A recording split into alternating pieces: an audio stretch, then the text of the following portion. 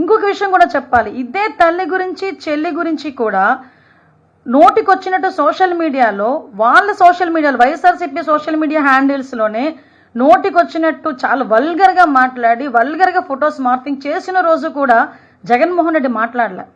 నాకు దీన్ని బట్టి అర్థమైంది ఏంటంటే జగన్మోహన్ రెడ్డికి తల్లి చెల్లి అలాంటి ఎమోషన్స్ ఉండవేమో నాకు తెలిసి. కనీసం ఒక మహిళ అనే ఎమోషన్ కూడా ఉండదేమో. ఇక్కడ ఒక ఎగ్జాంపుల్ కూడా చెప్పాలి. గౌరవ ముఖ్యమంత్రి గారు చంద్రబాబు నాయుడు గారు భారతీరెడ్డి గారిని ఒక సోదరిగా భావించి అదే భారతీరెడ్డి గారి గురించి మా పార్టీలో ఒకరు కొంచెం అవుట్ ఆఫ్ ద లైన్ దాటి మాట్లాడితే ఇమీడియట్గా వాళ్ళ మీద కేసు పెట్టి వాళ్ళందరినీ కూడా జైలుకి పంపించిన పరిస్థితి నేను గుర్తు చేస్తున్నాను. ఈరోజు మాట్లాడితే జగన్మోహన్ రెడ్డి పోలీసుల మీద పడతాడు.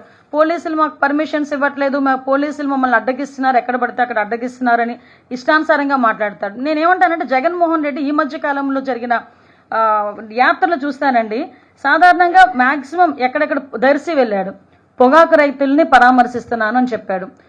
ఇది పరామర్శల బల ప్రదర్శన. First of all Jaganmohan Reddy మాకు సమాధానం చెప్పాల్సింది, పోలీస్ డిపార్ట్మెంట్ కూడా ఇన్ఫర్మేషన్ ఇవ్వాల్సింది. నువ్వు పరామర్శకి వెళ్తున్నావా, బల ప్రదర్శనకి వెళ్తున్నావా, మీటింగ్ పెట్టుకుంటున్నావా?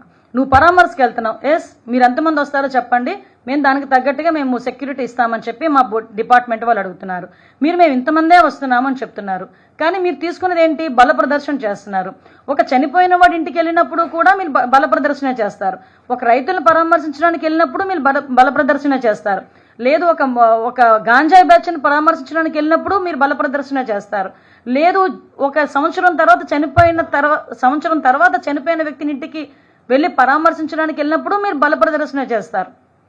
కాదు, మేము మీటింగ్ పెడతామంటే చెప్పండి, మేము పర్మిషన్ ఇస్తాం, దానికి తగ్గ సెక్యూరిటీ వైజ్గా మేము పోలీస్ బందోబస్తు ఏర్పాటు చేస్తాం.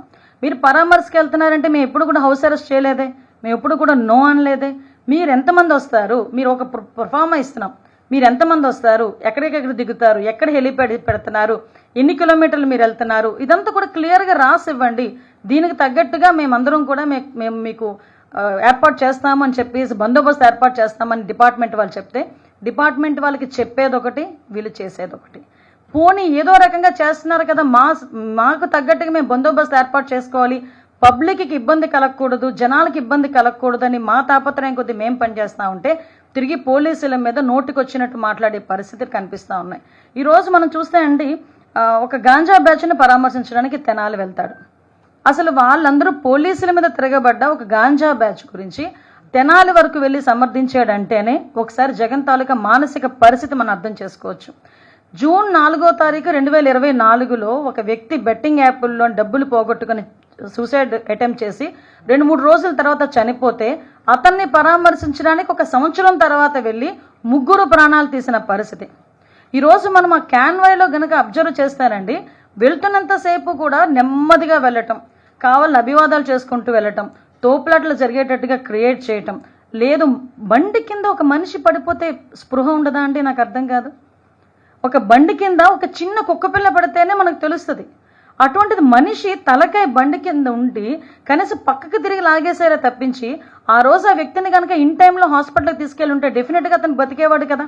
కనీసం ఆ సామాజిక స్పృహ లేదు, కనీసం ఆ హ్యుమానిటీ లేదు. అంటే ఒక రకమైన మానసిక పరిస్థితి, అదే అంట ఒక సైకో పరిస్థితి ఎలా ఉంటుందో ఆ రకంగా వెళ్ళిన పరిస్థితి మనం చూసాం. అదేవిధంగా మీ అందరికీ తెలుసు, రాప్తాడు వెళ్ళాడు, హెలికాప్టర్ ఏదో కన్నం పడిందని అక్కడ ఒక రకమైన డ్రామా ఆడాడు.